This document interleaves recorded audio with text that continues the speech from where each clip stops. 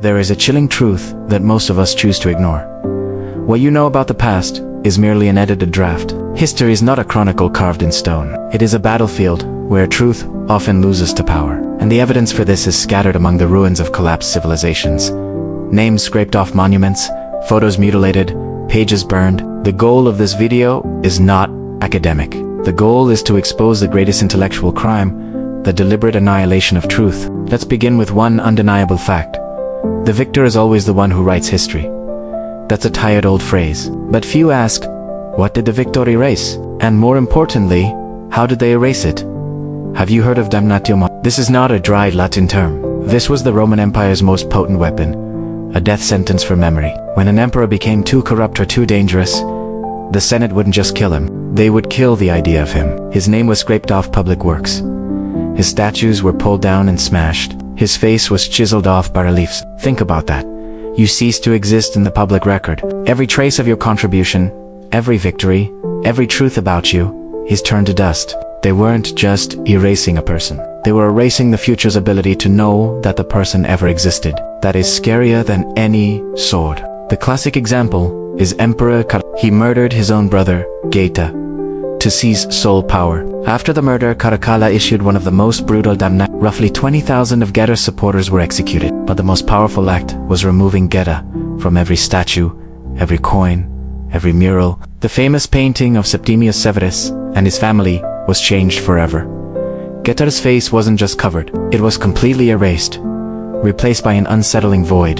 The family portrait now carries a permanent cognitive gap. Why is there a dark void there? This instantly makes you curious, doesn't it? That is how those rulers manipulated your curiosity. They manufactured an inexplicable mystery, but that was Rome. A different era. Let's look at what happened in the 20th century, where erasure wasn't just a ritual, it was an industry. We are talking about the Soviet Union, specifically under Joseph Stalin. Stalin didn't just alter textbooks, he had an army of photo editors. When an individual fell out of favor with the regime, they weren't just executed or sent to a gulag, they were wiped out of photographs. Look at the famous picture of Lenin addressing the public. Originally, a man named Leon Trotsky stood right near the podium. Trotsky became Stalin's main enemy. So what happened? He vanished. Simply vanished. The photo was edited so many times that another man, Nikolai, also sequentially disappeared from the same scene.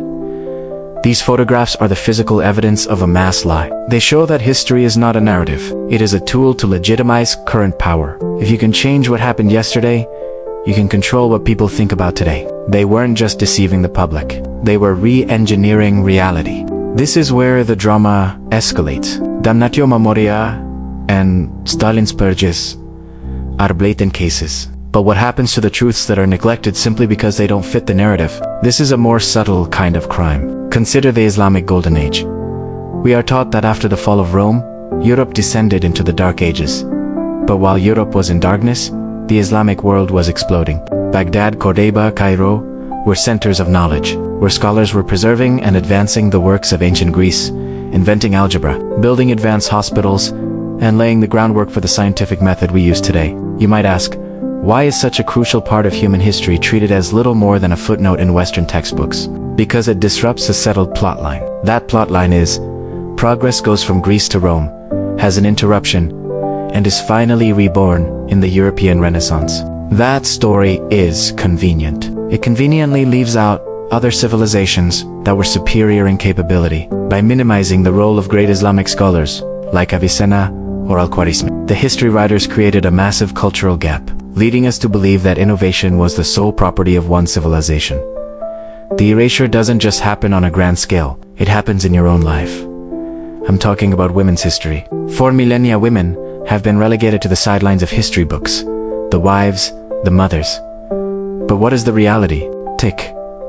Ada Lovelace. She is often introduced as Lord Byron's daughter, and sometimes the first computer programmer. But what is the real story? She didn't just write an algorithm for a machine, Charles Babbage's analytical engine that was never fully built. She envisioned the machine's potential beyond mere numerical calculation. She saw that a computer could manipulate anything represented by symbols, music, images, text. That was a revolutionary concept, laying the foundation for the digital age. But for years, Her story was treated as a minor anecdote. She was dimmed by history, an act of intentional role erasure. And here is the most terrifying part.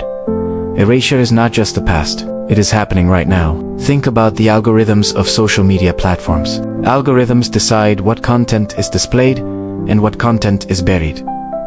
They create a personalized time lens. Historical events that do not fit the current trend, do not generate enough emotional engagement, or are not favored by a certain powerful group, can simply vanish from your feed. This is a new form of Damnatio Memoriae, executed by Khám. When a vital historical event is no longer mentioned, no longer discussed, and no longer displayed, is it erased? Technically, no. But in terms of public consciousness, absolutely yes. The truth still exists, but it has been hidden in a digital archive that no one has the key to open anymore. This is what you must understand. The greatest enemy of truth is not the outright lie, but silence. Silence about the Islamic Golden Age. Silence about women's roles in science. Silence about the crimes of a forgotten dictatorship. That silence is the tool for those who wish to rewrite the draft of your life. So what should we do? The answer lies in becoming your own intellectual archaeologists. Do not just read what is presented as, look for the gaps in the story. Ask, who is missing from this photo? Who funded this narrative? Which facts were omitted because they were inconvenient? When you see a statue, look for the chiseling marks. When you read a history book, look for the sources that were ignored. When you see an old photo, ask yourself, was someone cropped out of this frame? Because if you don't fight to preserve historical fact, you are willingly allowing others to re-engineer the world you live in. And that is a level of control no past dictatorship could ever dream of. Remember, the past is not dead. It is not even past. It is just being rearranged. And that is what makes it dangerous. Now you know the truth. What will you do with it? We just explored 3 forms of erasure. Political erasure, Damnatio Memoriae, visual erasure Stalin, and erasure by Stalin's Islamic Golden Age, women. But history is also warped by another kind of crime, which is chemical oblivion. It doesn't happen in Senate meeting rooms or photo editing studios. It happens within scientific papers and groundbreaking discoveries, where the reputation of one man often overshadows the credit due to dozens of women and marginalized intellects. Take the story of Rosalind Franklin. Everyone knows the double helix structure of DNA, one of the greatest discoveries of the 20th century. You remember Watson and Crick, right? They got the Nobel Prize. They became legends. But the question few people ask is, what did they see before they proposed the model? The answer lies in a famous X-ray photograph, Photo 51. This photo was not taken by Watson or Crick. It was the work of the physical chemist, Rosalind Franklin. Photo 51 was not just a beautiful image. It was the irrefutable physical evidence of the DNA's helical structure. Franklin did the meticulous, lonely, and precise work to create that image. But Photo 51 was shown to Watson by a male colleague, Maurice Wilkins, without Franklin's consent or knowledge. Watson admitted in his book that the moment he saw the image was the turning point. Watson and Crick used Franklin's data, along with her detailed report, to quickly finalize their model. When the Nobel Prize was awarded, Franklin had passed away. She couldn't speak for herself. Her absence from that moment of glory was not just a personal injustice. It was an act of systematic intellectual erasure, where a woman with groundbreaking work was demoted to a talented technician in the official history book. Her story was not just forgotten, it was stolen. This is not an isolated incident. It's a pattern. Look at World War II. We celebrate the generals, the pilots. But who were the ones who truly helped Britain win the intelligence war? Thousands of women at Bletchley Park. They weren't secretaries. They were brilliant mathematical minds, codebreakers, who cracked the Nazi Enigma code. It was their work that shortened the war, saving millions of lives. But after the war, they were required to maintain absolute silence. Their work was a state secret. They went home, became mothers and wives, and their world-saving work was buried under the sludge of national secrecy for decades. When those documents were finally declassified, history was already written. The men at the top of the project received the glory. The women, the ones who did the actual work, were erased from the annals. This is a cruel type of erasure. Erasure by denied glory. Now, let's delve deeper into a kind of erasure, more dangerous than photo-doctoring. Erasure by cultural aggression. I am talking about the moments when entire civilizations are minimized to a footnote, only to serve the self-importance of another empire. Think about the history of Africa before colonialism. The mainstream narrative often begins with the arrival of European explorers, implying that before that, there was only darkness and savagery.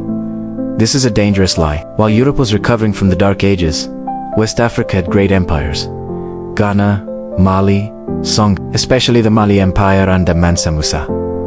In the 14th century, he was not just a rich ruler, he was the wealthiest person in recorded human history. When Mansa Musa made his pilgrimage to Mecca, he brought tens of thousands of people and tons of gold. He spent and gave away so much gold in Cairo that he inflated the Egyptian economy for over a decade. This was an event of global magnitude, recorded by Arab historians. His capital Timbuktu was not a collection of huts, it was a center of scholarship, comparable to any European university at the time. It housed tens of thousands of manuscripts, libraries, and research centers on astronomy, law, and mathematics. So why do most people only know Timbuktu as a synonym for some distant, backward place? Because to justify slavery and colonialism, it was necessary to erase the greatness of Africa. You cannot claim you are civilizing a continent if you admit they were building universities and hosting the world's richest man while your ancestors were living in mud castles. That is an act of erasure with economic and racial motives. It shifts the perception of millions of people about human history, creating a massive white bias in the global flow of knowledge. And when we talk about rewriting history, we must address the historical cases that have been acquitted by regimes. Let's return to the modern era, where erasure is done by generating confusion and doubt. We are talking about the Tiananmen Square incident in 1989. For the West, it was a moment of tragedy, captured by the famous Tankman image. But for millions of people living in China, the event has practically vanished from the internet and textbooks. The event was not completely removed as Stalin did with Trotsky.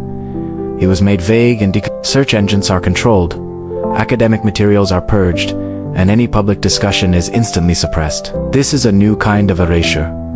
Erasure by strangling access. It creates a generation with dual awareness. On one hand, the outside world knows what happened. On the other hand, those living within those borders, without access to independent information, have a knowledge void at that specific point in time. They know about small events, but they don't know the root event that shaped the century.